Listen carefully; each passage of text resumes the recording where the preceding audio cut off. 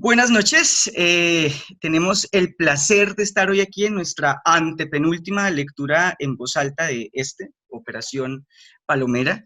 Tenemos hoy aquí a dos narradores de lujo. Uno es Jesús Abad Colorado. Jesús Abad ha retratado gran parte de lo que ha sido la guerra, la vida, la paz, la historia de nuestro país a través de su lente.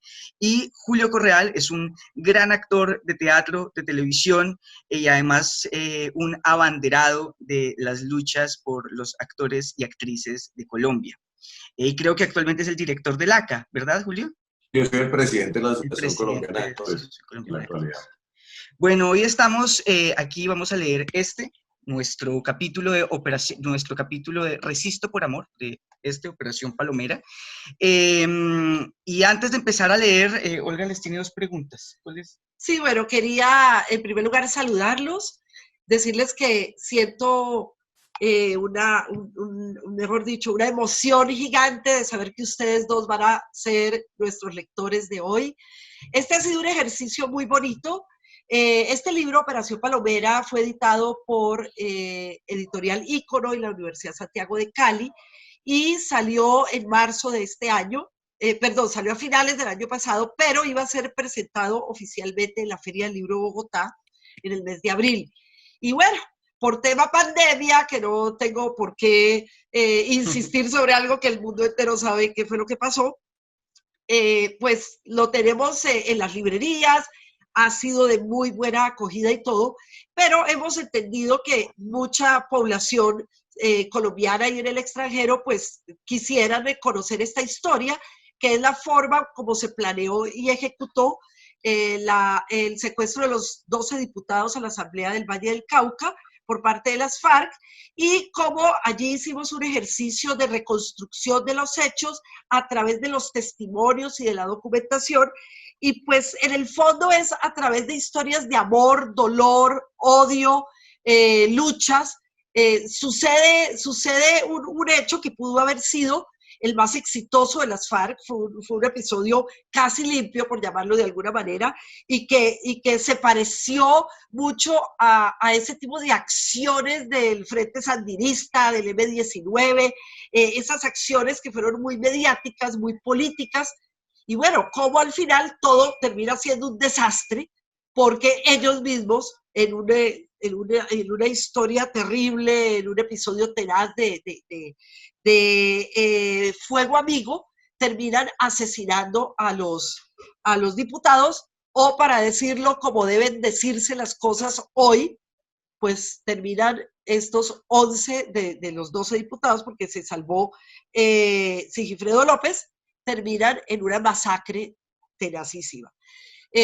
Nosotros logramos reconstruir incluso detalles hasta qué habían desayunado ese día los diputados, qué ropa tenían puesta, cómo era la vida cotidiana de ellos, cómo fue ese final terrible, las autopsias, y al final viene lo que siempre nos debe quedar, que no es un hecho delictivo y punto, sino cómo desde las mismas víctimas y de los victimarios se hace un ejercicio de reconciliación, que es en el fondo lo que nos puede quedar del maltrecho proceso de paz que se firmó por las FARC en el año 2016. ¿Ibas a decir algo? Sí, que hay un dato también importante y es Olga y yo logramos recuperar voces que nunca se habían escuchado. Dos de ellas, la voz de la hermana de Carlos Alberto Sendales, Luz Marina Sendales. Carlos Alberto Sendales es el policía que fue asesinado el día de la operación en la Asamblea Departamental del Valle. Y la voz de Daniela Narváez. Daniela Narváez es la hija de Fabiola Perdomo y Juan Carlos Narváez, que tenía 2 añitos cuando su papá fue secuestrado y tenía 7 años cuando su papá fue asesinado por las FARC.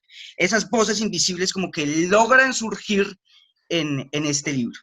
Bueno, y ahora que también estamos hablando de cómo las FARC están empezando, o las extintas FARC están empezando a reconocer los hechos victimizadores, a raíz pues de lo de Álvaro Gómez Hurtado, que está hoy en primer plano, pues tenemos también a Santiago Cepeda, el segundo comandante de este operativo en el cual fueron secuestrados los diputados a la Asamblea. Entonces, realmente poder compartir esto con las audiencias nos ha parecido excepcional, pero iba a ser tremendamente aburrido si Pablo y yo leíamos el libro Exacto. para nuestros lectores. Entonces, pues tenemos este grandísimo privilegio y pues además de saludarlos, de decirles que estamos muy reconocidos y muy agradecidos con ustedes, pues quisiéramos darle la palabra brevemente, primero Jesús, después Julio, para que nos digan, bueno, ¿por qué decidieron ustedes aceptarse nuestros lectores? ¿Y qué le puede quedar a la audiencia, qué le puede quedar a la ciudadanía colombiana después de leer este tipo de obras en las que se hace una construcción de memoria y un ejercicio de reconciliación y perdón? Jesús.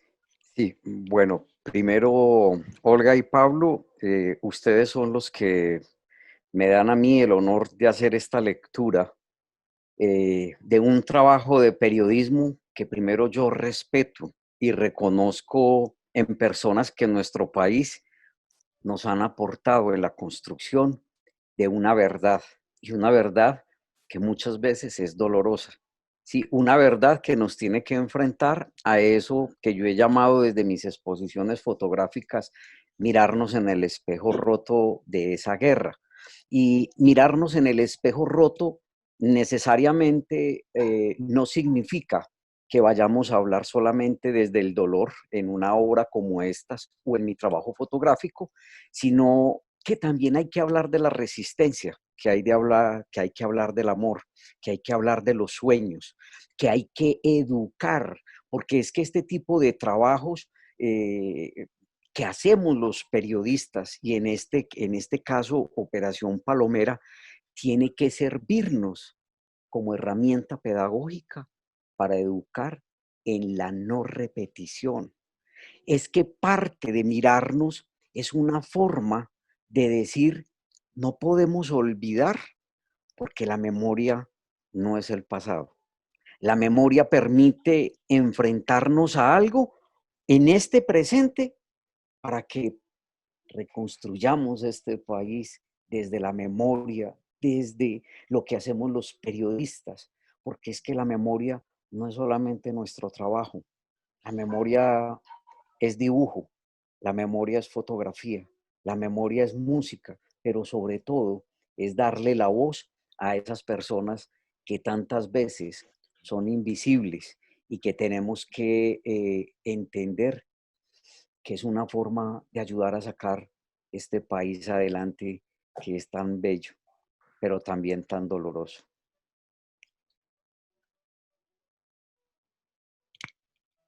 Julio.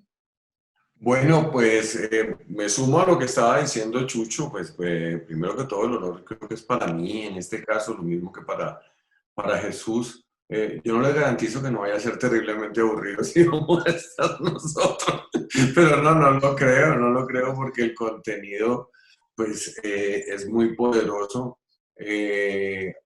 Uno acepta esta invitación gustoso porque pues con el respeto de Pablo, pero Olga Bear pues, es desde hace muchos años un referente del periodismo investigativo serio, sobre todo no obsecuente con el poder, con el gobernante de turno, comprometido, que tiene una posición y que ha servido para retratar historias tan dolorosas como esta o historias anteriores de guerrillas extintas como el M-19 y muchas historias que hemos vivido en este país. Pues yo creo que la labor de la literatura, del periodismo y de las artes en general, pues es dejarse tocar por este presente, por hacer memoria también desde su labor y sobre todo también dejarse sensibilizar por esas personas que son las que tienen la voz que no se ha oído, como lo comentaban ustedes ahora. A mí me pasó hace poco algo muy chévere que motivó una conversación larga que tuvimos con Jesús hace como semana y media, y es que nosotros con mi señora, con un colega y con otro grupo de compañeros venimos desde hace como desde que empezó la cuarentena, inclusive antes de que arrancara, empezamos a hacer una serie audiovisual llamada Operación Evita. Primero como con mensajes en torno al autocuidado y cosas así, y después nos fuimos metiendo más como en la situación nacional. Y hace como 2 meses la esposa de un desaparecido me escribió me contactó por algún lado y me escribió, me mandó un mensaje, me dijo que a ella le gustaría que nosotros hiciéramos algo. Le dije, bueno, pues ok, chévere, me encanta que lo haga. Y me tomé mi tiempo, la llamé algún día, hablé con ella y después de que hablé con ella pude escribir un libreto e hicimos uno de los episodios de nuestra serie que se llamó La Niebla, sobre el tema de los desaparecidos, y ha sido muy bien acogido, y ellos en particular dijeron, está diciendo lo que nosotros queríamos decir, está diciendo lo que es vivir este drama. Y creo que acá, en esta situación, como tú bien hablabas antes, que arrancó como un hecho bien diseñado desde la estrategia de estos grupos, termina de esta forma tan terrible, horrorosa, tan absurda, pero tan normal dentro de los escenarios de esta guerra que muchos queremos dejar ya atrás para siempre. Bueno, muchísimas gracias. Muchísimas Entonces, gracias. Bueno, entonces ahora sí a leer, a leer. Sí, ¿puedo Empezamos a hacer un leer. apunte? sí, sí. ¿Sí? Olga y Pablo, miren, es muy importante lo que acaba de decir Julio, cuando él lo lleva, digamos, a una representación con su compañera, con Evita, como le digo yo. Eh, pero es que quiero tocar dos punticos. Uno tiene que ver con la capacidad que tiene la narrativa, y es lo que hacemos los periodistas a modo de crónica, ¿sí? Y es volver a contar las historias y recuperar la palabra y recuperar el relato. Ojalá que muchas personas que nos estén viendo y escuchando en este momento, cuando tengan ese libro en manos, piensen que se puede leer en voz alta, como lo vamos a hacer hoy nosotros, y que lo pueden hacer en un salón de clase, y que lo pueden hacer entre un grupo de primos o en un colectivo de estudios, porque si algo he entendido en estos años de estar haciendo también conferencias y contándole a los jóvenes de mi país, a hombres y mujeres de bachillerato, de universidades, incluso a colectivos de profesionales, es que hay que recuperar la palabra como un vehículo de transmisión de la memoria, para recuperar eso que nos roban hoy las redes sociales, y es cada uno con su aparato tecnológico ensimismado. Y la palabra congrega, como nos congregaron seguramente a muchos nuestros padres o nuestros abuelos. Yo no los conocí, pero es que alrededor de una agua de panela, alrededor de un algo, se cuentan historias para aprender eso que otros vivieron desde el dolor, pero también desde los mitos, desde esas leyendas y desde esas historias de dónde venimos, quiénes fueron, qué nos pasó, y porque muchas veces hoy algunos de los que trabajamos en estas lides del periodismo, escrito, oral, visual, tenemos una historia para contar y que con seguridad nos marcó. Y segundo, les quería decir esto.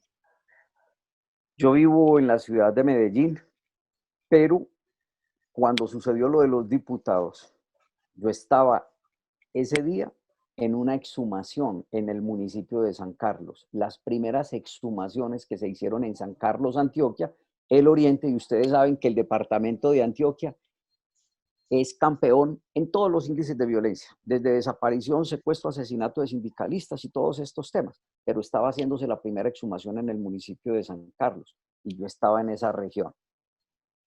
Cuando me di cuenta de lo de los diputados, recuerdo, me dolió muchísimo, porque como todas las informaciones son confusas, pero yo abandoné ese trabajo que estaba haciendo de forma independiente, no para ningún medio de comunicación, y salí hasta un municipio, cogí una moto y 2 horas para llegar hasta una vía principal, luego llegar a la ciudad de Medellín a las 2 de la mañana y a las 4 estar saliendo para el aeropuerto con un único fin.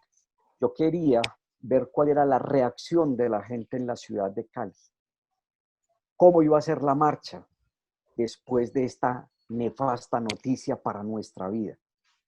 Y nunca podré olvidar que obviamente la mayoría de marchas en el país en ese momento eran muy hacia el odio, y efectivamente la de la ciudad de Cali, la mayoría de pancartas, muchas de ellas en las que habían pancartas del ejército, pancartas que uno veía en Ciudad de Bogotá o Medellín, pero en Cali eran muy hacia el odio. Y entonces las frases eran, por ejemplo, FARC, el acróstico, FARC, fascinerosos, asesinos, ratas, comunistas, porque se demoniza al otro y lo que se busca es aplastarlo y borrarlo de la faz de la tierra. Y obviamente, pues yo entendía la rabia que había. Al día siguiente, pues obviamente los medios de comunicación, si uno revisa la prensa, muchas de esas fotografías y los relatos hablan de ese odio, pero no hablan, y por eso me gusta ir a ver entre los marchantes. También tengo gente de colectivos de la ciudad de Cali que llevaban pancartas que hablaban sobre la construcción de la paz, que hablaban sobre la paz era construir con amor, la paz era hablar hasta con el enemigo, pero obviamente cuando tenemos gobernantes y cuando tenemos dirigentes y líderes que conducen hacia el odio, eso a través de los mismos medios de comunicación se traduce porque al otro hay que deshumanizarlo. Y en este caso, tener esas fotografías es para mí una forma de decir, no todo es blanco y negro. Y por eso un relato como estos, una crónica con distintas voces, es una forma de mirar todos los matices para lo que les decía ahora, educar en ver con los ojos del alma, con los del corazón, con los de la razón, porque nuestra labor como periodistas no puede ser el de correas de transmisión del odio. Muchas gracias. Muy cierto. Sí, es cierto, Jesús. Muy cierto. Muchas gracias, Jesús Abad. Te lo agradecemos mucho por esas palabras y de verdad que Olga y yo estamos emocionadísimos aquí con ustedes dos. Y bueno, ya, vamos a empezar a leer. Empezamos en la página 89. Listo. Empezamos en la página 89 y vamos hasta la 113. Vale, ¿arranco o qué, Chucho? Sí. Listo. Nosotros vamos a apagar micrófono y cámara para que no les interrumpa. Ok. Listo. Antes de que empezara el proceso de exhumación de los asambleístas, Fabiola pudo reunirse durante 5 intensos minutos con el cuerpo de su esposo. Fue ahí cuando terminó, en ese cara a cara con la muerte, la historia de amor que había quedado inconclusa 5 años atrás. El cuerpo de Juan Carlos llegó a Medicina Legal envuelto en una bolsa negra. La Comisión de la Cruz Roja Internacional lo había identificado como el número 11.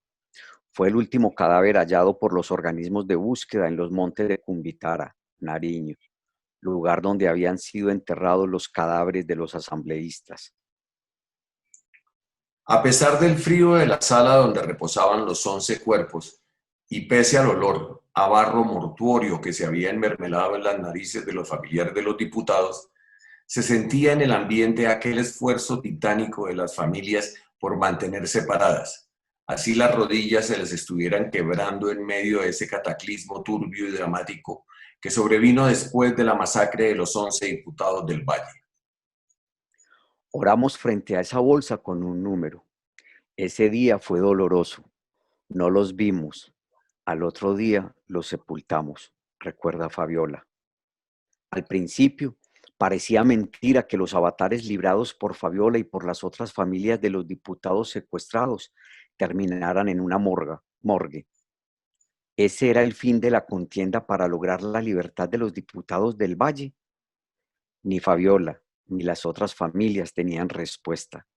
El asesinato de los diputados había metido a las familias de los 11 asambleístas en un cenagoso pasadizo de miseria y odio, del cual saldrían solo algunos 9 años después.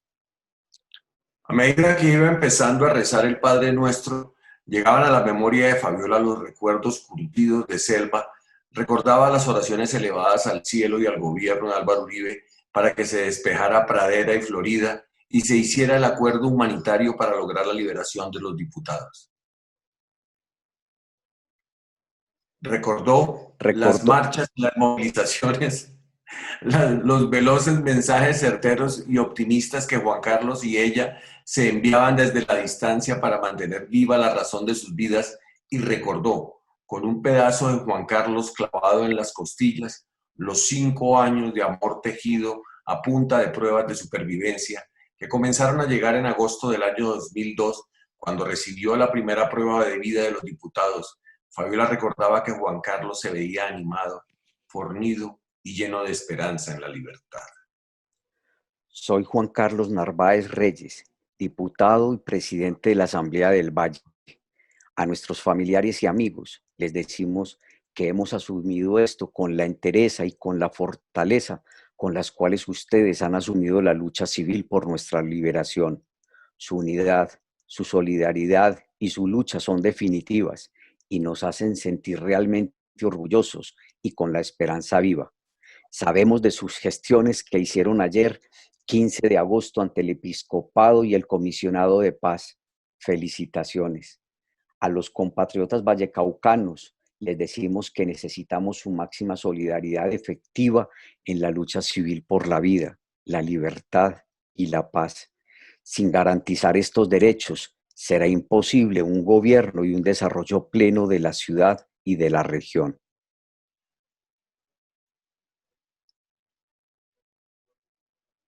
Al gobierno nacional le pedimos, como nuestro legítimo vocero, propiciar urgentemente un acuerdo humanitario que desescale el conflicto, logre nuestra liberación y haga posible la negociación política.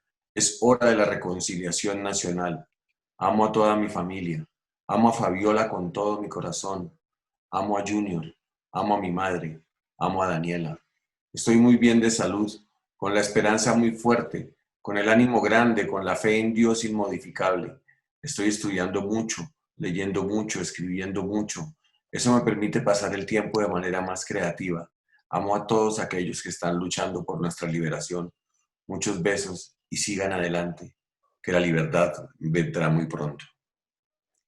En esos 5 minutos, Fabiola rememoró mirando de frente la bolsa donde estaba el cuerpo de su esposo, las cartas de Juan Carlos, la noche que lo acarició, las veces que lo besó, los años que lo extrañó. Y antes de terminar de orar el Padre Nuestro y el Ave María, aceptó que él estaba muerto y supo que tenía por delante un futuro sin él. Como si fuera una mancha pegada en las vidas de Juan Carlos, de Daniela y de Fabiola, el destino de los tres siempre estuvo cercado por el número 11. El 11 de junio de 1996, Juan Carlos le pidió matrimonio a Fabiola. Ese día le declaró su amor eterno. El 11 de abril de 2002, secuestraron a Juan Carlos en la Asamblea Departamental del Valle a las 11:30 de la mañana. En junio del año 2007, los 11 diputados del Valle fueron asesinados por las FARC. En septiembre de ese mismo año, Juan Carlos volvería a los brazos de Fabiola, sin vida y envuelto en una bolsa, cuyo único rostro era una ficha que tenía marcada el número 11. Y el 11 de agosto de 1999, pocos días antes del nacimiento de Daniela, un eclipse auguraría una extraña profecía para los niños nacidos ese año, la antesala de un hecho devastador. Por coincidencia, con aquella profecía maya, por error del destino o porque la guerra en Colombia ha destrozado las vidas de quienes no hacen la guerra, 2 años después de que Daniela naciera, su papá fue secuestrado por la guerrilla. A pesar de los recuerdos frenéticos y enfermos que Daniela guarda en algún lugar envejecido de su memoria cuando se le pregunta por su pasado, sonríe y empieza un relato alejado de las selvas vírgenes donde Juan Carlos pasó los 5 años de su vida. Mientras Mientras mi papá estaba en cautiverio, yo quería un hermano. Yo decía, mamá, ¿cuándo me vas a dar un hermano?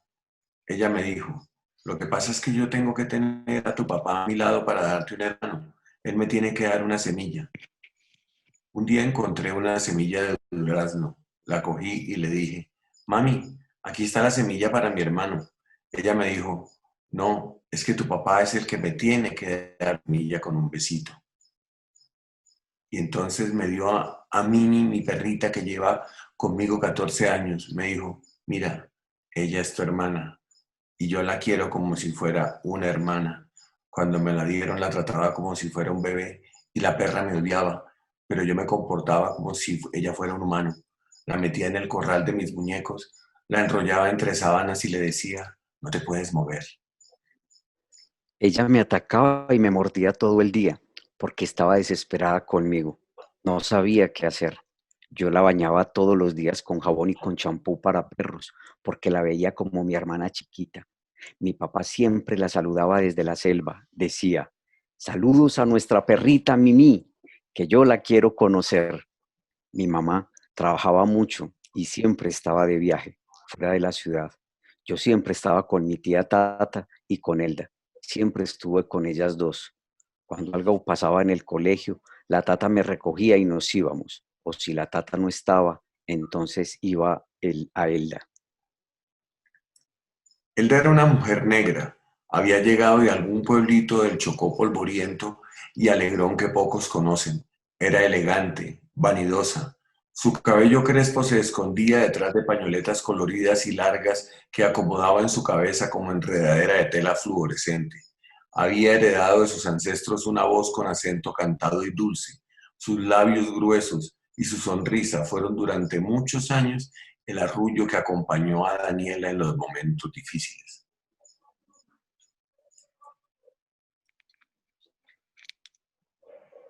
Decían que era nuestra empleada, pero yo la quería como si fuera mi otra mamá. Ella trabajaba con mi tía y mi mamá la llevó a trabajar con nosotros unos días en nuestra casa y así Elda se quedó en nuestras vidas. Mis papás se casaron y mi mamá quedó embarazada y cuando nací era la que me cuidaba de lunes a sábado. Me bañaba, me daba la comida, era todo. Fue bueno que él acompañara a mis papás por un tiempo. Ellos eran demasiado primerizos en eso de la paternidad. La primera vez que me intentaron bañar casi me ahogan. Yo estaba chapoteando en la tina y mi mamá decía, tan linda, mira cómo nada la niña. Hasta que mi papá dijo, se está poniendo como morada, se está ahogando.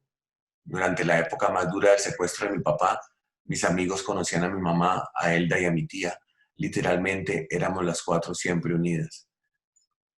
Elda tenía hijo y esposo. El hijo de ella era como 4 años mayor que yo y a veces lo traía a la casa y yo jugaba con él. Ella siempre estaba en mi casa, llegaba a las 8 de la mañana y se iba a las 8 de la noche y venía los sábados hasta el mediodía. Cuando yo era chiquita, los domingos era el peor día de mi vida. Yo odiaba los domingos porque Elda no iba. Mi mamá me decía, mañana es domingo. Y yo decía, Dios mío, que ya llegue el lunes rápido.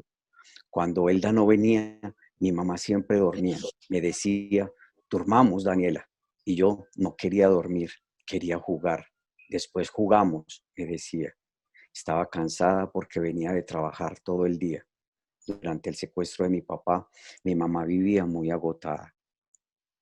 Aunque la verdad sobre los detalles de lo ocurrido durante el asesinato de los diputados del Valle la tienen las antiguas FARC y los responsables tendrán que revelarlos ante la Comisión de la Verdad y la Jurisdicción Especial para la Paz, hay un hombre que tiene ya muchas respuestas.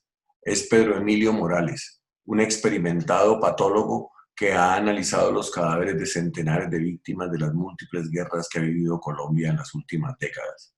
Como forense, coordinó las necropsias de Carlos Pizarro, Álvaro Gómez, Bernardo Jaramillo y las víctimas del avión de Avianca. También las de los jefes guerrilleros Raúl Reyes y el Monjo Joy.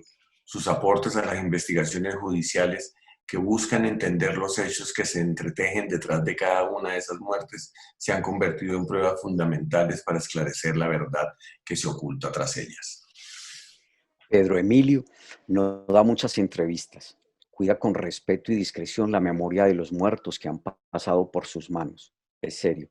Su rostro tallado por las arrugas que le ha dejado más de 40 años de trabajo como patólogo se esconde detrás de un bigote blanco y pintoresco que lo hace ver como un hombre simpático y cálido.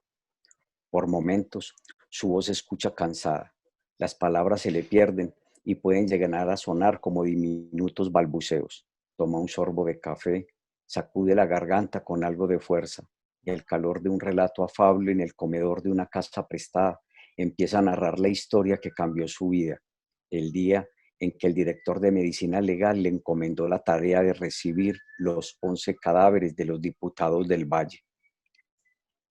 Yo he estado en medicina legal de Bogotá toda la vida, hice todos los escalones, desde el primer puesto hasta llegar a ser director de investigación científica. Allí conocí a María, la mamá de mis dos hijas. Eso creó un conflicto interno en el instituto y me tocó renunciar porque el director en ese momento era muy conservador. Entonces me fui en 2003 y en 2005 Máximo Duque me dijo, vuelva al instituto, pero usted para Bogotá no se puede, vuelva hacia el Penal de Oriente. Eran los antiguos territorios nacionales, los Llanos Orientales y Soacha. Yo era de las personas importantes de medicina legal y era extraño que me hubieran dicho, váyase a trabajar a la morgue de Soacha, como si me estuvieran midiendo el aceite.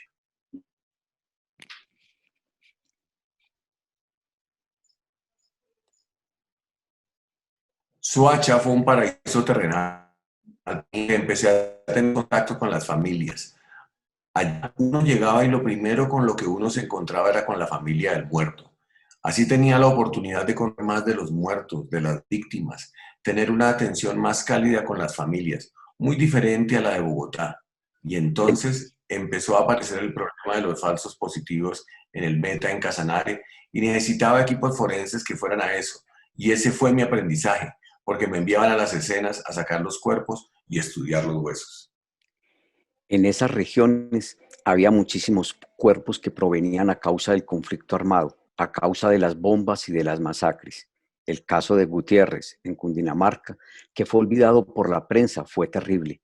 Las FARC entraron al batallón de Gutiérrez, Cundinamarca, y hubo 32 bajas de militares.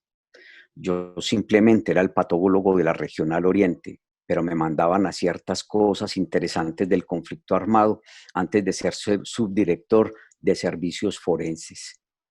Yo tengo un hijo en los Estados Unidos. Él dicta clases en una universidad de California y ha seguido muy de cerca todo lo relacionado con el conflicto armado de Colombia. Cuando mataron a los diputados, él me mandó un chat y me dijo, pasó una cosa terrible. Salió una noticia en CNN que asesinaron a los diputados del Valle. Eso fue en junio. Esa noticia era la que confirmaba el asesinato de los diputados, pero no decían dónde estaban enterrados. Cuando el director de medicina legal, Pedro Franco, lo supo, me dijo, váyase para Cali y encárguese de eso, violando, obviamente, el conducto regular del instituto, teniendo en cuenta que hay un director regional y un director seccional. Me dijo que fuera yo el que mirara qué se podía hacer con ese tema. Yo me fui. Ellos iban a llegar a Cali, solo se sabía eso. Mi mamá estaba viviendo allá. Entonces fui y me estuve como 3 días y preparé todo para atender a los diputados. Conseguimos la información que necesitábamos acerca de ella. Hice contacto aún con las familias. El objetivo era llegar y hacer la atención de desastres. Antes, yo había trabajado en atención de desastres porque en medicina legal, cuando ocurrió lo del Palacio de Justicia, que fue una tragedia, y después lo del avión de Avianca, pudimos crear conciencia de que había que tener un plan de atención masivo, que ahora es una cosa muy fácil, porque aparentemente funciona muy bien, pero en ese momento era algo muy raro.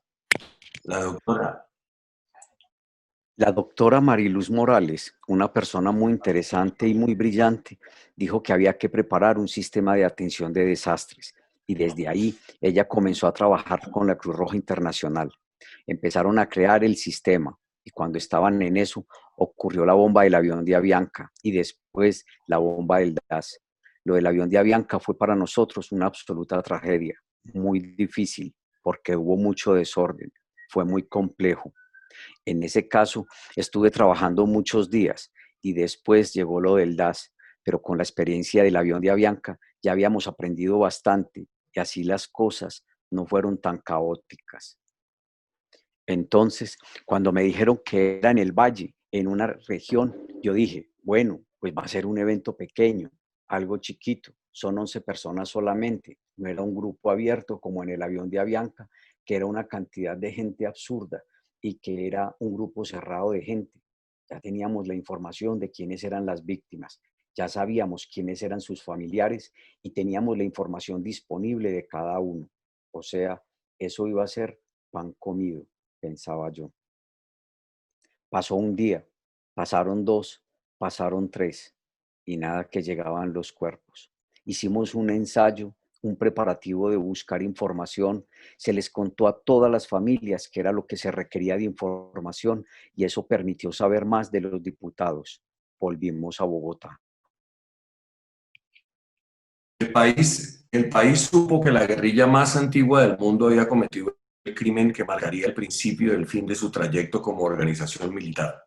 Pero solo hasta el 9 de septiembre del 2007, 3 meses después de la masacre, la Cruz Roja Internacional confirmaría el rescate de los 11 cuerpos. Así continúa el relato de Morales. Nuestra primera visita fue finalizando junio, cuando recién se supo la noticia de que los habían matado. Pasó julio, agosto y en septiembre empezó la información de que ya los diputados iban a llegar. En los medios decían que la Cruz Roja Internacional iba a intervenir en la búsqueda para llevar los cuerpos a Cali, que la Cruz Roja Internacional los iba a recoger. Nos dijeron, devuélvanse otra vez. Nos tocó volver a Cali, pero no decían nada acerca de quién iba a dirigir el operativo de identificación de los cuerpos. Yo había pasado bastantes años en el instituto, tenía cierta experiencia y había sido el jefe del director de la seccional del Valle. Cuando él escuchó que yo iba a ir a Cali a ayudar con el proceso de identificación y exhumación, pues él hizo caso. De golpe salió la noticia de que el presidente Uribe iba a conformar una comisión forense independiente internacional para el caso que tenía estatus legal internacional y pidió una misión a la OEA que viniera a analizar los cuerpos de los diputados. Eso que Uribe hizo fue bastante ofensivo a nuestra manera de verlo. Nos sentimos muy ofendidos. Dijimos, este señor, sin conocernos, sin tener conocimiento de lo que hacemos, pone en duda nuestro trabajo y nosotros llevamos aquí 21 años dándole a esto. Somos los expertos en los temas relacionados con el conflicto armado y hacemos todo para investigar las escenas del crimen en este país. El segundo periodo de la Seguridad Democrática significó para las FARC el inicio de una saga casi ininterrumpida de derrotas militares y de golpes neurálgicos a fichas claves de esa organización. Su declive militar empezó el 15 de junio de 2007, cuando Milton Sierra Gómez, más conocido como JJ, comandante máximo del Frente Urbano Manuel Cepeda Vargas, el mismo que junto a Santiago Cepeda organizó el operativo para secuestrar a los 12 diputados, fue dado de baja en medio de un combate con la Fuerza Naval del Pacífico, justo 3 días antes de que los diputados del Valle fueran asesinados.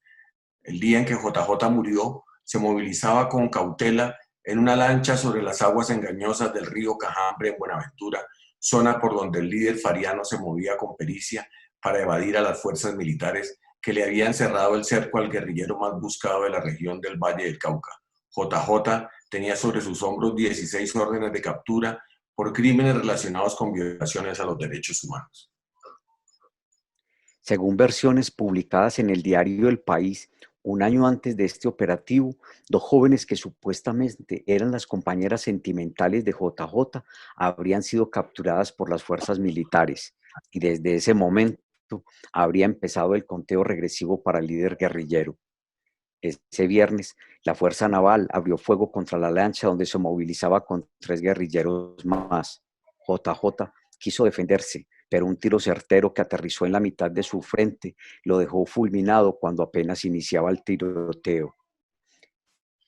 Quienes lo acompañaban también murieron en el enfrentamiento. Los 4 hombres sin vida siguieron avanzando sobre la lancha sin rumbo fijo y a todo vapor sobre el caudal, hasta que metros más adelante fue alcanzada por militares hambrientos para agarrar el lánguido cuerpo del cerebro del secuestro de los diputados del Valle.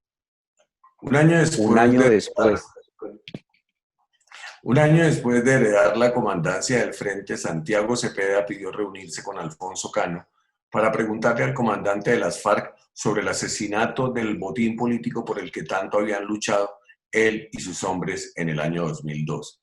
Movilizarse hasta el refugio de Cano implicaba riesgos que solo un guerrillero recio como Santiago estaba dispuesto a correr, volverse invisible ante los ojos de los militares que, por el prurito de la seguridad democrática, eran ahora adictos a la cacería de guerrilleros.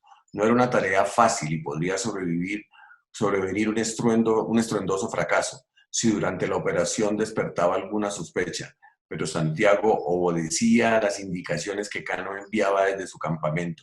Se tenían que encontrar, esa era la orden. Cepeda salió de su escondite, ubicado a pocos metros del río López de Micay, con la fe en que llegaría sano y salvo al campamento de su comandante. Sin embargo, la inteligencia militar ya le llevaba algunos pasos de ventaja. Así recuerda Santiago sus últimos días en libertad y el comienzo de su largo trasegar en prisión. Entre 2007 y a principios de 2008, las FARC empezaron a tener golpes muy fuertes en términos de nuestra comandancia. Había mucha gente detenida, mucha gente asesinada. Los bombardeos eran muy frecuentes. Había un problema que siempre se presentaba. Cada persona que capturaban tenía en su poder informaciones que transportaba por diferentes medios, como USB, computador o CD. Así, el Estado comenzó a tener una información muy precisa acerca de nosotros. Eso hizo que prendiéramos una alarma y el camarada Alfonso Cano tomó la decisión de no volver a enviar información sensible por esos medios. Los mensajes se debían comunicar directamente a los jefes para evitar los riesgos de que se cayera esa información. Entonces, en ese proceso, se comenzaron a transmitir órdenes verbales sobre información sensible de operaciones estratégicas. En ese orden de ideas me llamaron para que hablara directamente con Cano. Yo le había planteado al camarada que necesitaba una explicación frente al tema de los diputados, que exigía saber qué era lo que había pasado. Él había aceptado y estaba pendiente de explicarme eso. Se me dio la orden de salir. Primero se consideró salir por la parte de encima para poderme ir por tierra. Eso fue una acción que se consideró muy dificultosa, porque la única vía de salida por esa ruta era la del río Naya, pero por ahí había combates y una presencia fuerte del ejército. Se optó por salir utilizando las vías legales. Se cuadró un mecanismo para llegar vía marítima a Buenaventura. Allá me tenían organizada una forma segura para que me trasladara a Cali y allá tenía el mecanismo por el que me iba a trasladar a la zona donde se encontraba el camarada Alfonso. Lo riesgoso era pasar por Cali, pero se hizo ante la premura del camarada de empezar a reunir a los jefes. El camarada Alfonso planteaba que nuestro encuentro se hiciera en el menor tiempo posible, guardando las medidas de seguridad, que era urgente que se hiciera ese movimiento. Lo hacía porque sentía que en esa zona no iba a durar mucho tiempo. Él se ubicaba por un tiempo indeterminado en un sitio de fácil acceso para los mandos y correos. De ahí se movía y quién sabe cuándo volvía otra vez a aparecer. Se empezó a hacer un cronograma de quiénes iban y para esa fecha, mayo del 2008, me tocó a mí hacer presencia acompañando al camarada. Buenaventura me quedé en una zona turística y la Policía Nacional y la Infantería de Marina llegaron por mí a las 3 de la mañana en una operación conjunta.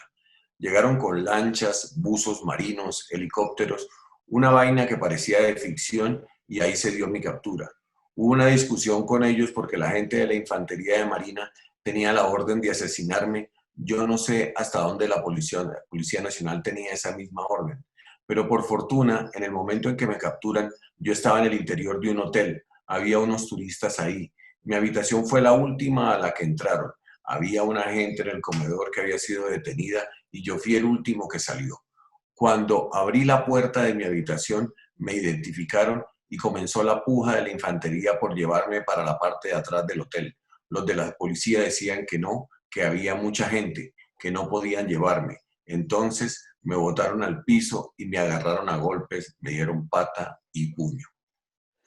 Mientras me golpeaban, cuando me vieron en estado de absoluta indefección, gritaban: Tome esto por mi parcero fulano, por mi compañero fulano.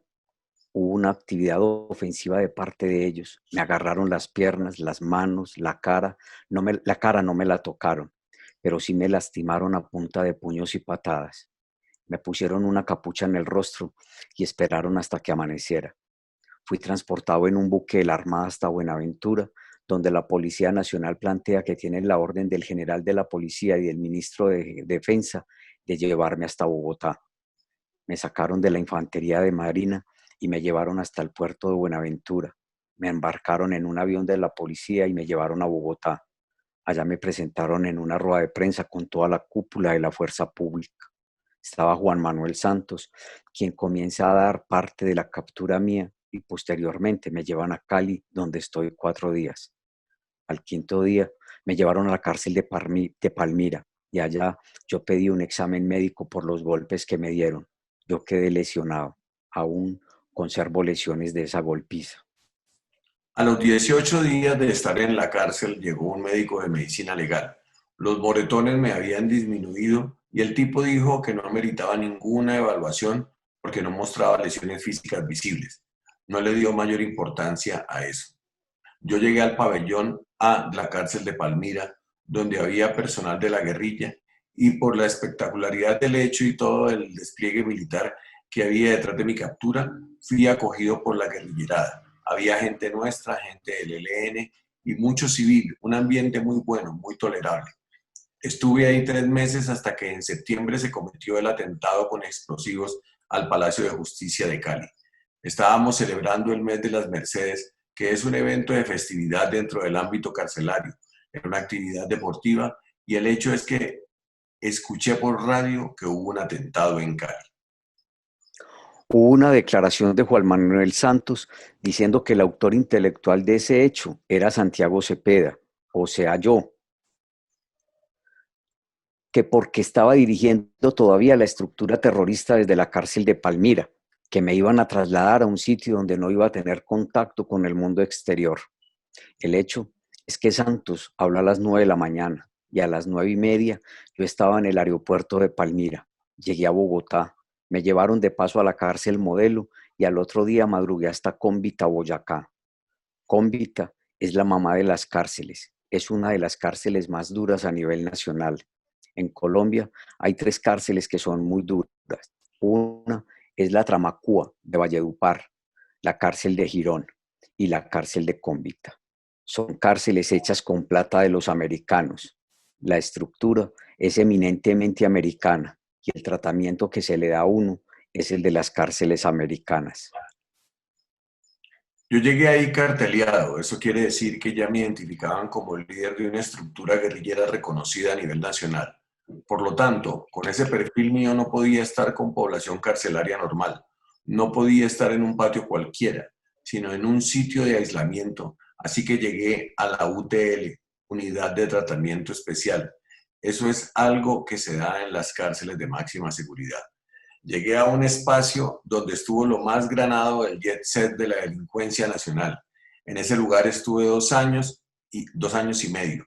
Por ese sitio pasaron personajes como Don Diego, Don Mario, el mellizo Mejía Múnera, Monoleche, Diego Vecino, Ramón Quintero, Carecuchillo, David Murcia Guzmán, el de DMG, estuvo Felipe Sierra, un empresario de Medellín. El único que no tenía pedido para ser extraditado era yo. Ellos siempre me preguntaban que qué carajos había pasado para yo estar encerrado con puros personajes que eran extraditables. Yo despedí a casi toda esa gente que estaba pedida para la extradición. Me tocó ver cómo partían ellos a la extradición. Fue muy interesante porque compartí con gente con la que uno decía que en la calle sería inimaginable encontrarse, porque en la libertad estábamos en una época de guerra. Pero llegar a ese espacio en donde uno se encuentra con ese tipo de personajes, con unas características bien especiales, incluyendo que habían sido líderes sociales, hizo un poco más manejable el ambiente. Al principio hubo la prevención normal, pero después, en el cambio de opiniones con mucha altura y con respeto y con alta dosis de tolerancia, los días pasaron sin ningún problema. Ese era un ejercicio que los mismos guardias admiraban, porque éramos personas que si nos veíamos en la calle no nos íbamos a dar como fuera, pero allá fue otra cosa. Hicimos ese compromiso, que lo de la calle fue en la calle y que allá, en la cárcel, era otra cosa, que estábamos privados de la libertad y que lo que teníamos que hacer era volver esa época lo más tolerable posible. Yo estuve ahí casi hasta el 2011.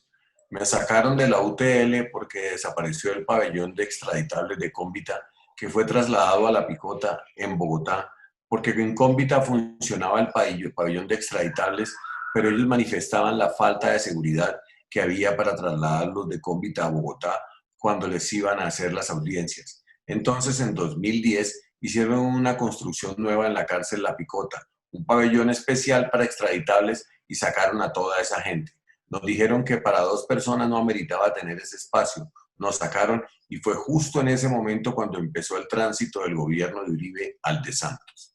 Según Álvaro Uribe, el 2007 fue el año de los rescates militares. Se trataba de liberar a los secuestrados y de perseguir hasta la muerte a los comandantes de la guerrilla. Sin embargo, países de Europa veían esos rescates como una tragedia anunciada.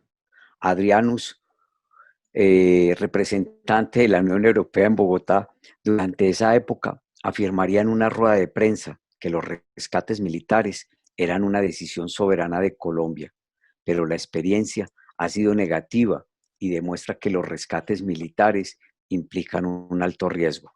El secuestro había agarrado a Juan Carlos con un peso de 90 kilos y 5 años después de que hubiera iniciado su cautiverio, cruzado por las marchas extenuantes y enfermedades sin nombre que lo atacaban, el rostro del diputado se empezaba a desfigurar y a entristecer.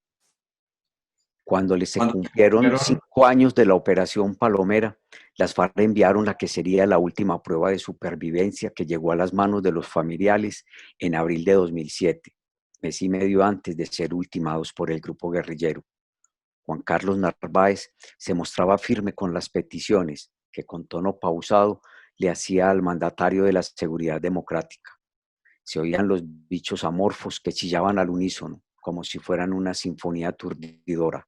Atrás de él había colgado una sábana con flores rosas dibujadas sobre tiras blancas, una especie de telón criollo que adornaba el espectáculo del cautiverio. Sus ojos se veían inmensos por las gafas nuevas que hacía poco tiempo le habían dado los comandantes del frente. Vestía una chaqueta impermeable negra. Su cabello estaba corto y sobre su pecho colgaba un collar que había sido tallado por él mismo durante las largas horas de silencio y que tenía la forma de la letra F de Fabiola. Mientras hablaba, Narváez trataba de conservar el tono romántico de su voz como para desdibujar su semblante demacrado y envejecido. Fabi, ni la humillación, ni las cadenas, ni el maltrato han sembrado en mí rencor ni venganza. Soy de la casta de líderes honestos, valientes y dignos que construirán un país en paz. Resisto por amor. Hemos planteado varias propuestas que han sido truncadas por la intransigencia de las partes, por el oportunismo o por la negligencia de algunos destinatarios. Los 12 insistimos en un mensaje. Presidente Álvaro Uribe Vélez, quienes entendemos su política de la seguridad democrática como el camino escogido por usted y por la inmensa mayoría del electorado colombiano para recuperar la autoridad del Estado y prontamente lograr la paz y la reconciliación del país, no entendemos por qué las soluciones negociadas sí se utilizan frente a determinados actos armados ilegales y ni siquiera se consideran ante otros. No entendemos por qué la seguridad democrática no contiene en sus prioridades estratégicas un acuerdo humanitario con las FARC que inevitablemente abriría las puertas de la paz. Señor presidente, el acuerdo humanitario no puede seguir siendo bandera de sus opositores. Debe ser componente de la seguridad democrática como política de Estado. El único que puede lograrlo y concretarlo es usted. Le pedimos decretar a Pradera y Florida como zona de encuentro para el acuerdo humanitario con estas condiciones. Primera, retiro provisional de la fuerza pública por 30 o 45 días. Segunda, ingreso de la guerrilla previa declaración de cese de hostilidades para el área y por el tiempo mencionado. Tercera, verificación de garantías internacionales del proceso a través de Francia, España, Suiza, Venezuela y Estados Unidos, entre otros.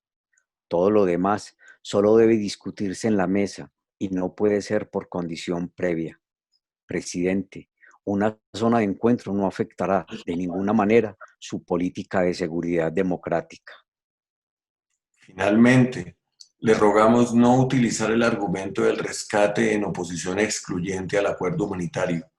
Ambos son obligaciones constitucionales, pero un acuerdo especial para garantizar plenamente nuestras vidas ante la recurrente amenaza del rescate no solo mortifica a nuestras familias, sino que resulta un sofisma que prolonga nuestro sufrimiento, o quizás nos condena al albur de una fuga en medio de cualquier ofensiva militar, o peor aún, a una masacre lamentable como la de Urrao.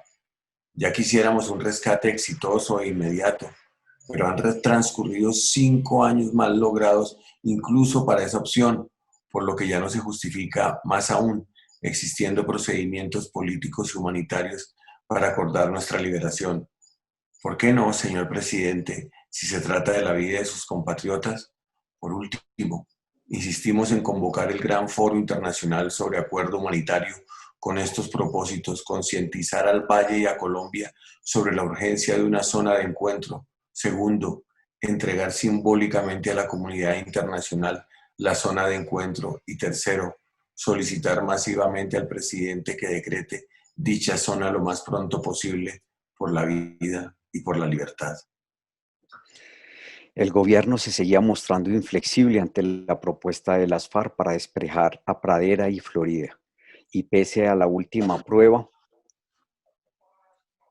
de supervivencia que el país recibió de los diputados del Valle, el pulso por lograr la liberación de los secuestrados a través de rescates militares se seguía manteniendo como la única postura del gobierno de Álvaro Uribe. Así lo afirmaría Juan Manuel Santos, luego de que fuera dada a conocer por los medios de comunicación. Las solicitudes que hacen los diputados son bajo la presión de un fusil y dictadas por las FARC. No son nuevas. Insisten en el despeje de Pradera y Florida, y el Estado ya ha explicado por qué es inaceptable esa propuesta. No quieren rescate armado, pero la nación no puede renunciar a ello. Es una obligación constitucional. Para junio de ese mismo año, ya se sabía que era definitiva la apuesta de Uribe por devolverles la libertad a los secuestrados a través de rescates militares. Los combates estaban arreciando cada vez más. La inesperada huida de Fernando Araujo del campamento donde lo tenían secuestrado y la orden presidencial de desarrollar operativos militares en su contra prendieron las alarmas de los líderes de las FARC. Fue entonces cuando el Ministerio del Interior empezó a estudiar las posibilidades de liberar un número considerable de guerrilleros excarcelables, entre esos Rodrigo Granda. El 4 de junio, Granda salió de prisión con el mandato de buscar el diálogo entre el gobierno de Uribe y la guerrilla. El primer punto por la agenda sería el canje humanitario. Por un lado, pues se intentaban esfuerzos por lograr la liberación de los secuestrados por la vía política, pero por el otro, Álvaro Uribe continuaba dejando sin oxígeno esa misma ruta. El 23 de junio del 2007, el presidente se pronunció en torno al despeje militar, una opción que las FARC seguían manteniendo sobre la mesa para la liberación de los 12 asambleístas. Yo liberé 150 personas de las FARC y a Rodrigo Granda, y lo que no puedo hacer es un despeje. 5 días después, las FARC revelaron el comunicado en el que confesaban que los 11 diputados fueron acribillados al mediodía del 18 de junio. El 9 de julio, las FARC dieron vía libre al Comité Internacional de la Cruz Roja para que empezara la búsqueda de los 11 cuerpos, pero solo 5 semanas después, el 3 de septiembre, se inició oficialmente el rastreo de los 11 cadáveres. A los 5 días, el 8 de septiembre se logró el hallazgo y en medio del dolor y la incertidumbre, el CICR recuperó los cuerpos, delicadamente enterrados en un área de 25 metros cuadrados en un campamento abandonado de las FARC. Pedro Emilio Morales recuerda los días que tuvo que esperar en la morgue de medicina legal en Cali mientras se daba el traslado desde la selva tupida de Nariño hasta los brazos desesperados de sus familiares. El conflicto armado colombiano se caracteriza por no tener campos de batalla, sino escenas del crimen. Mientras estuve en Nicaragua, tiempo atrás, aprendí que ambas cosas son distintas. En Nicaragua sí había campos de batalla. Los muertos no eran examinados. Cuando yo estuve allá, el gobierno había declarado un estado de guerra con los Estados Unidos. No todos los muertos del conflicto eran susceptibles de investigación médico-legal. No se sabía ni cómo se habían muerto. Nosotros íbamos a identificar gente a la morgue y de los 50.000 muertos que hubo, a 2 o 3 les habrán hecho autopsia. En cambio, aquí en Colombia no hubo campos de batalla. Aquí hubo escenas de los hechos, escenas del crimen, y todos los muertos se consideraban homicidios. Así digan, se neutralizó fulanito de tal, se considera un homicidio. Entonces, no nos referimos a la muerte misma, sino al homicidio de fulanito de tal. Ese concepto es muy importante. Nosotros dijimos que la llegada de la Comisión Internacional ponía en duda nuestra experticia, nuestro honor y nuestra honestidad. Entonces, antes de que llegaran los cuerpos, hubo noticias apresuradas. Decían, ya van a llegar, ya están llegando. A la periodista Vicky Dávila se le salió decir que ya estaban llegando los cadáveres y yo creo que ya los habían encontrado, pero no habían llegado de la selva. Es decir, aunque no sabíamos el punto exacto de dónde los tenían, ya estaban llegando a Cali. Reunimos en medicina legal. Apareció el doctor Carlos Valdés como delegado de la Procuraduría. Aparecieron algunas personas de la Defensoría del Pueblo, de las Naciones Unidas, y aparecieron los representantes de la Comisión Internacional de la OEA. En esa reunión, que fue muy tensa, los compañeros de medicina legal de Bogotá estaban diciendo que los de la misión internacional eran una cosa sacratísima, que había que tenerles todo el respeto y la confianza.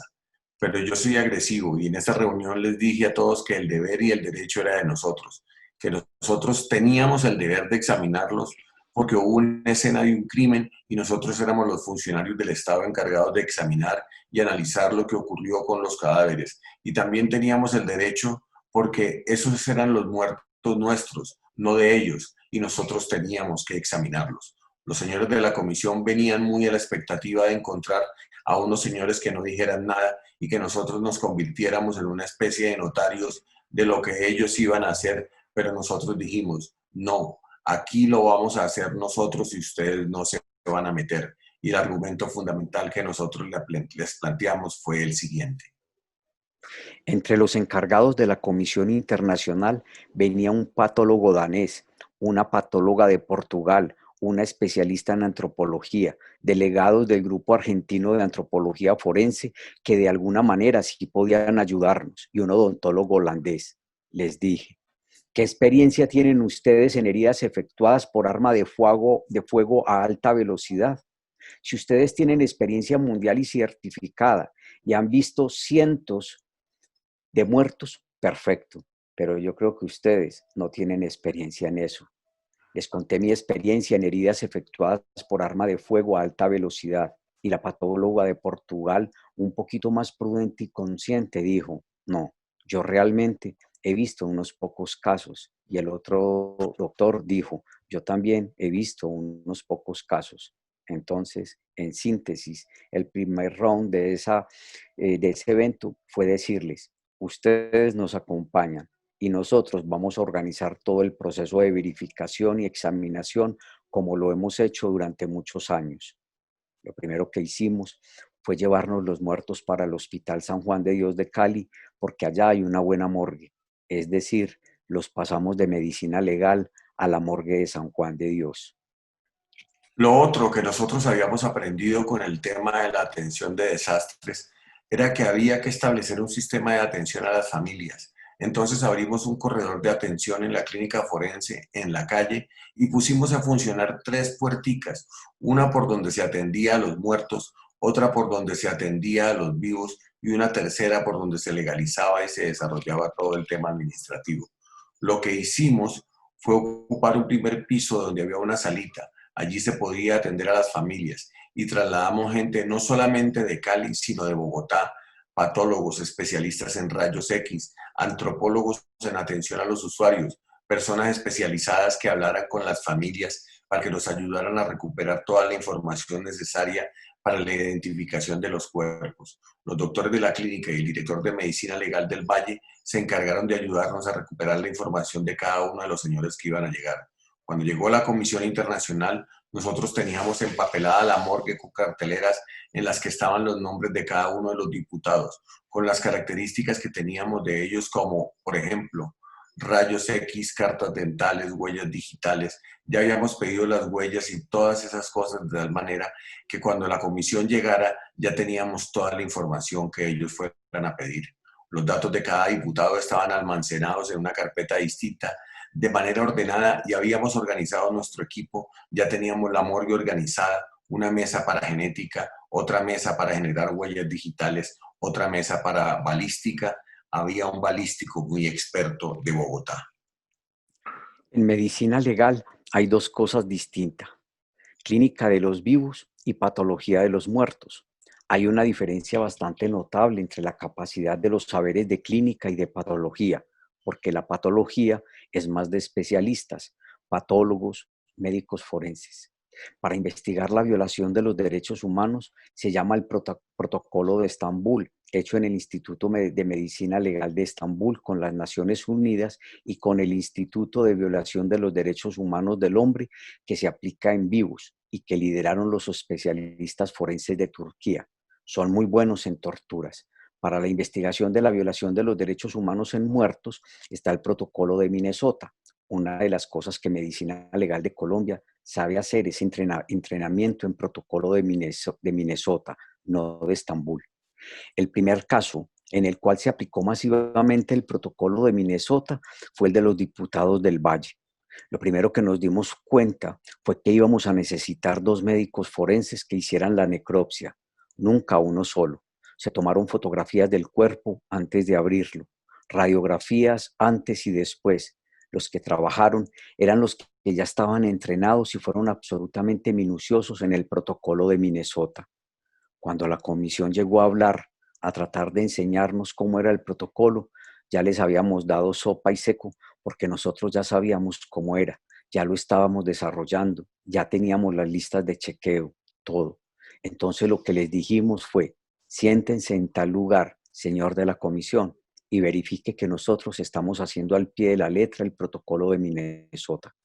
Simultáneamente comenzamos a aplicar el plan de desastres, que consistía en recolectar información minuciosa de cada una de las familias. La comparábamos con cada uno de los cadáveres y aplicábamos el protocolo de Minnesota para ver cómo documentábamos los hechos. Todo eso ya lo teníamos hecho sin haber recibido a los muertos. Cuando ya nos dijeron que iban a llegar, surgió un problema. Los cadáveres fueron recogidos por la Cruz Roja Internacional y venían sin acta de inspección del sitio de los hechos, porque hasta donde yo sé ninguna autoridad fue después. Probablemente en el desenterramiento solo estuvo la Cruz Roja Internacional. Al llegar a Cali, el CTI debía hacer la inspección de cadáveres y después pasarnos los cuerpos a nosotros. Fue cuando surgió el problema de las familias que dijeron que querían pasar un minuto de reencuentro con sus muertos y se armó el conflicto porque se decía que no se podía hacer, porque ellos eran evidencia física y que si alguien entraba a verlo se podía contaminar la evidencia. Puras bobadas, pero esa fue una discusión intensa para decidir si a los familiares se les debía respetar el derecho de que vieran a sus muertos. Nosotros dijimos que sí y peleamos porque tuvieran ese derecho. Yo creo que las familias ni siquiera se enteraron de que nosotros habíamos tenido que pelear por esa solicitud de ellos, de que tuvieran un minuto de encuentro antes de que los cuerpos pasaran al proceso de examinación. Es que era algo obvio.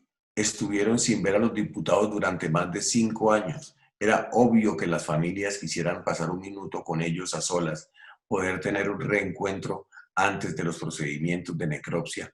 Era de elemental justicia. Empezamos a trabajar. Cada uno trabajaba muy seriamente en la mesa que le correspondía. En una esquinita estaban los técnicos y los jefes de la misión internacional que Álvaro Uribe contrató. No sé cuánto les habrán pagado, pero dicen que el jefe de la comisión se ganó más de $50.000. Era un señor ya mayor, retirado, que había sido presidente de la Academia de Ciencias Forenses de los Estados Unidos. Era un canadiense no muy experto, pero era un tipo muy formado desde lo político en las medicinas forenses. Era un señor importante.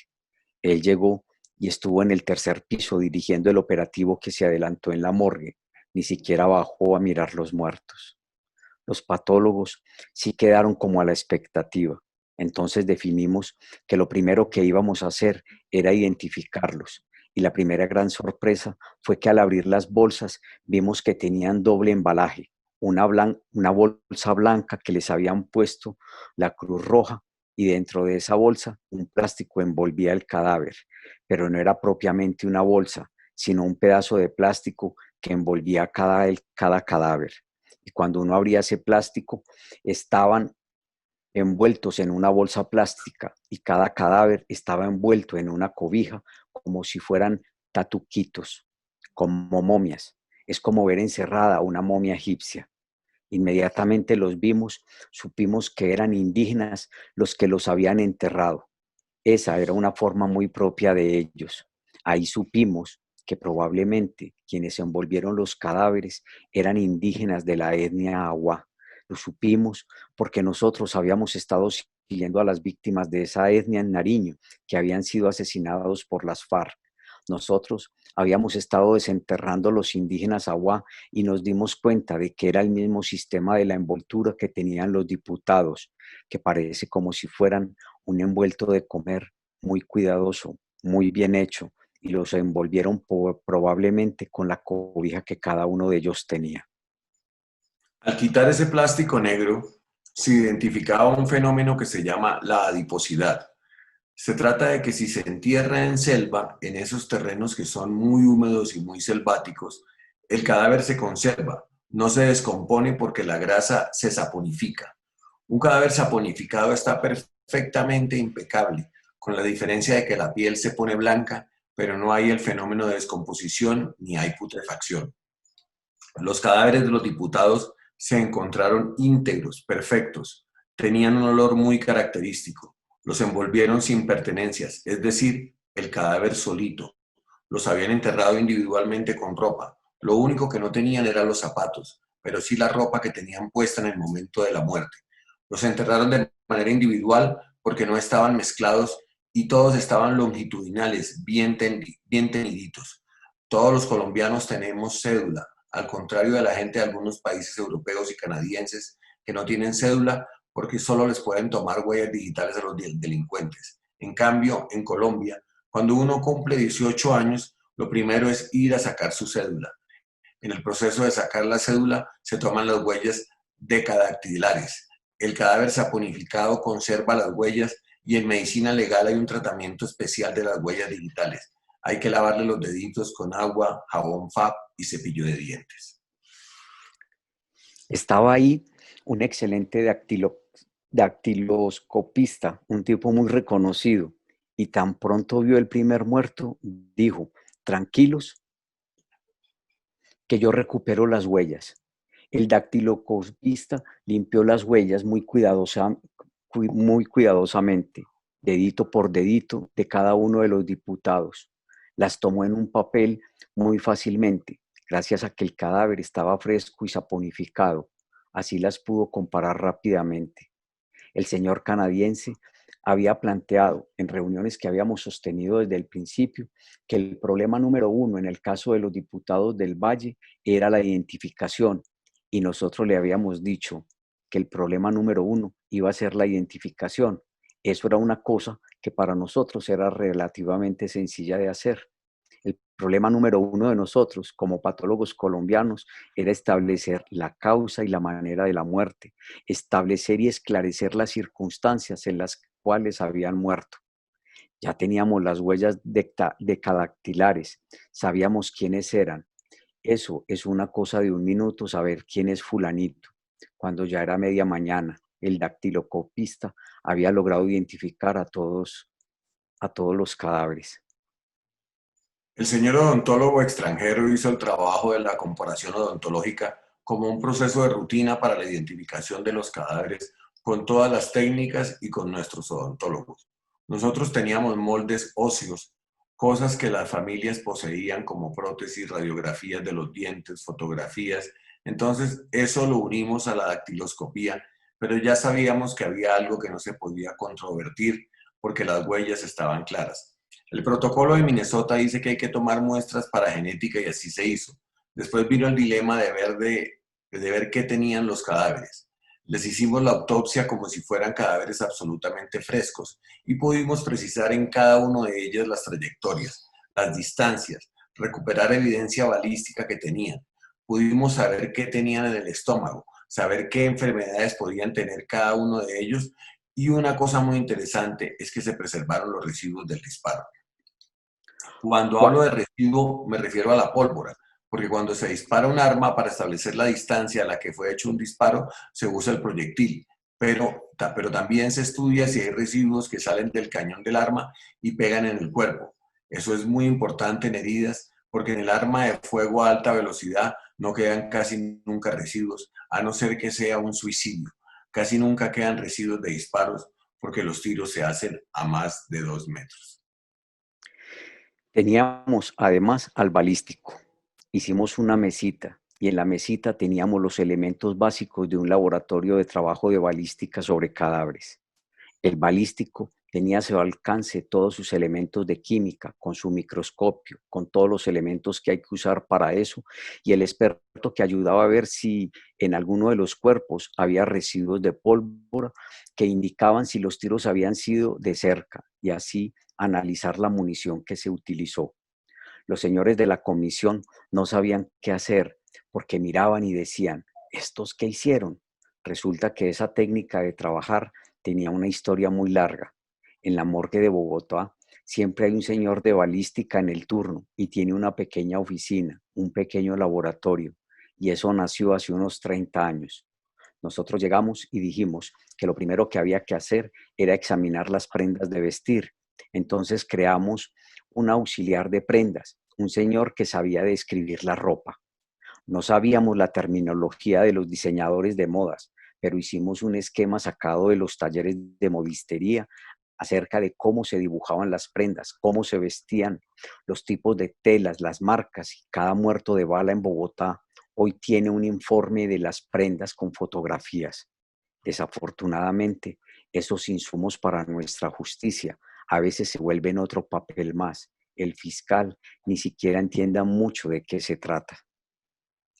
Gracias a esa experiencia del manejo de prendas y del manejo de residuos de disparo, logramos que los balísticos de Bogotá no estuvieran en la oficina mirando cosas, sino que se integraran a la morgue y que hicieran turno. Es un método muy moderno, una tecnología que nosotros consideramos apropiada. Así los extranjeros no la comprendieran, utilizamos métodos fidedignos. Entonces, bueno, acabamos de terminar esta lectura de esta primera parte del 4º capítulo de Operación Palomera, Resisto por Amor, aquí, y estábamos aquí comentando con Julio Correal, bueno, ¿qué les había quedado? Y con Jesús, ¿qué les había quedado después de leer esta primera parte que es medio convulsiva, que es no solamente el capítulo más largo, sino también como más intenso, decimos Olga y yo, sí. Sí. Ahí quedaron varias cosas. Primero, una que es como un chiste, pues por la similitud del término y cómo en una prisión donde pueden tener a los extraditables o a un tipo como este Santiago Cepeda, que lo llevan allá a Cómbita, donde está como lo más selecto del crimen, digámoslo así, el lugar lo llaman UTL, que es el mismo nombre que tienen las oficinas de los senadores de los grupos de una unidad de trabajo legislativo, ¿sí? De otro lado está el tema de la frase de Juan Manuel Santos en respuesta a la petición de los diputados secuestrados, de cómo él como ministro de Defensa le resta importancia, es decir, le resta credibilidad a lo que ellos dicen porque afirma que lo están haciendo presionados por la FARC. Y me preguntaba, ¿qué pensará Juan Manuel Santos, el hoy Nobel de Paz, hoy expresidente, que está viendo cómo el proceso de paz que él con otra gente y con la gente de las FARC lograron sacar adelante con tanto esfuerzo, pero que gracias a visiones como la que él plantea en ese momento, ¿sí? Se está viendo maltrecho. Y es la responsabilidad que tenemos las personas de la vida civil y sobre todo los que vivimos aquí en Bogotá, cómo una frase de esas puede condenar a alguien que está en el monte. Entonces creo que en ese sentido es como un documento muy, muy revelador y asimismo la convivencia que tenían los paramilitares con un guerrillero en la cárcel de Cómbita, lo que muestra que por fuera del escenario de la guerra la reconciliación es posible. Así es, Así es. así es. Bueno, Así Chucho. es. Bueno, no sé, son demasiadas emociones, agradeciéndoles a ustedes esta invitación, pidiendo excusas si de pronto hubo por ahí alguna mala lectura o No. mala dicción, pero digamos que leer en voz alta tiene también su complejidad y su emoción, porque este libro está armado, digamos, con una filigrana, con una narrativa que nos pone en los zapatos no solamente de la persona que planeó, sino también de Daniela, que nos habla de Elda, la empleada, que nos está hablando desde el médico forense, del patólogo, del especialista. Y entonces es entender, digamos, también es la importancia de toda esta narrativa donde se juntan distintas voces. Para eso que yo ahorita decía, armar ese espejo que está compuesto de distintos fragmentos. En un país en donde muchas veces, como les decía yo al inicio, nos llevan es al odio y el periodismo nos tiene que invitar es a la reflexión, a la elaboración compleja, así sea con el paso de los años, de una narrativa en donde podamos entender toda esta sumatoria de espacios que nos van narrando poco a poco qué sucedió, cómo sucedió, cómo fueron enterrados, cómo los encontraron, cómo, digamos, lo de la técnica de los indígenas agua en el enterramiento para la conservación de los cuerpos. Pero también decirles que sí, que es que como periodista, yo no quiero ponerme aquí a contar demasiadas cosas, pero es decir, yo como periodista fui víctima 2 veces de secuestro y obviamente son secuestros a veces cortos, pero son traumáticos, uno de 8 días, otro de 3 días, pero me tocó compartir en cautiverio con personas que después fueron asesinados. Uno de ellos fue asesinado, que es un indígena, una persona, un policía del Cauca, y siempre voy a honrar su memoria porque precisamente, hoy es 5 de octubre, mañana es 6 y se cumple 20 años de ese secuestro. Y un mes después, ese policía que estuvo en cautiverio conmigo fue asesinado por la guerrilla. Es un crimen de lesa humanidad. Un hombre en cautiverio que había sido tomado de civil fue asesinado y yo sigo en contacto también, digamos, con esas familias y entonces conozco al hijo de ese policía que tiene 20 años, va a cumplir 21 y se llama Mauricio Yacue como su padre. He hablado con su abuela, he hablado con su esposa y es entender que para la memoria hay que llenarla de humanidad, hay que contar estos detalles que nos dicen qué es lo que hemos vivido y por qué no podemos volver a repetir. Y estos libros o documentos, toda esta narrativa tiene que ser conocida por estas nuevas generaciones que no pueden repetir esos errores y horrores que ha vivido gran parte de la población colombiana. Y quisiera entonces aquí también decirles, recordar que cuando hablaban en este capítulo, cuando se habla de lo que se vivió con los secuestros, con el secuestro de los diputados del Valle y que ellos no querían repetir la experiencia del gobernador de Antioquia, de Guillermo Gaviria Correa, de Gilberto Echeverry Mejía y 7 militares que estuvieron en cautiverio con ellos, que sobrevivieron 2 personas por fortuna, pero que en ese supuesto intento de rescate, porque era buscar demostrar que el ejército podía llegar y que lo lograron en algunos momentos, como el de la Operación Jaque, que así fuera muy exitoso, en otros casos deja demasiados dolores. Y la vida de un ser humano justifica el diálogo, justifica la palabra, no la guerra y la venganza. Y se los dice alguien que tiene como consecuencia del conflicto armado 2 primos hermanos desaparecidos.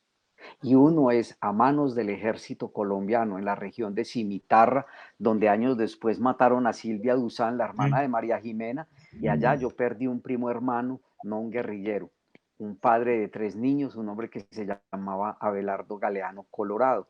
Y la guerrilla de las FARC en la zona de Medellín del Ariari, cerca al Castillo Meta, me desapareció, secuestró un primo hermano, padre de 3 niñas, o 4, porque una venía en camino y unos meses después la esposa de León Urrea López dio a luz. Y entonces yo les digo, en este momento en el país y posterior a una firma de un acuerdo de paz, todos deberíamos en este país de estar trabajando por la paz, para recuperar a los desaparecidos, para devolverle los restos a esas familias, pero especialmente en un territorio tan hermoso como el que habitamos y los periodistas sí que lo conocemos, deberíamos de estar sembrando de esperanza y de posibilidades, todos juntos, a esas nuevas generaciones que no tienen por qué volver a repetir esas vergüenzas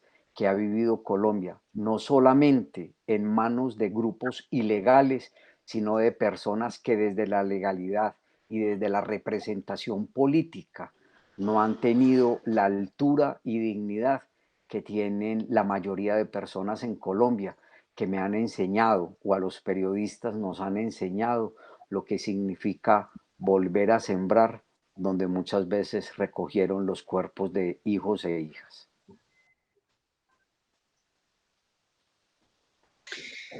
Bueno, muchas gracias, de verdad, Jesús, por eso, por eso por tantas reflexiones, tantas palabras, tantas cosas bellas y que le tocan a uno el alma después de haber leído nuestro libro, nuestro último hijo, con Olga. De verdad que estamos honradísimos de que ustedes dos hayan estado aquí con nosotros, acompañándonos, de sacar todo este ratote para leer aquí esto que bueno, ojalá les haya quedado a ustedes en el alma, en el corazón, en su memoria.